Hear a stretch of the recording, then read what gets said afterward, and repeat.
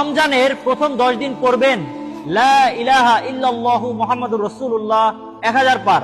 রমজানের দ্বিতীয় 10 দিন পড়বেন আস্তাগফিরুল্লাহাল্লাযী রব্বি মিন কুল্লি যামবি ওয়া আতুবু ইলাইহি লা হাওলা ওয়ালা কুওয়াতা ইল্লা বিল্লাহিল আলিয়্যিল আযীম 1000 বার। 10 দিনের যে কোনো সময় পড়লেই হবে। রমজানের তৃতীয় 10 দিন পড়বেন আল্লাহুম্মা ইন্নী আসআলুকাল জান্নাতুল ফিরদাউস 1000 বার। 10 দিনের যে কোনো সময় পড়লেই হবে।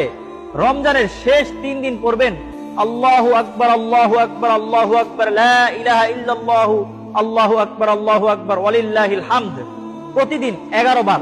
অবশ্যই ভিডিওটি শেয়ার করে অপর মুসলমান ভাইকে জানিয়ে দিবেন, তারা যাতে আমল করতে পারে, আপনার আমলনামায় সওয়াব লেখা হবে। অবশ্যই ভিডিওটি শেয়ার করবেন দাওয়াতের নিয়তে।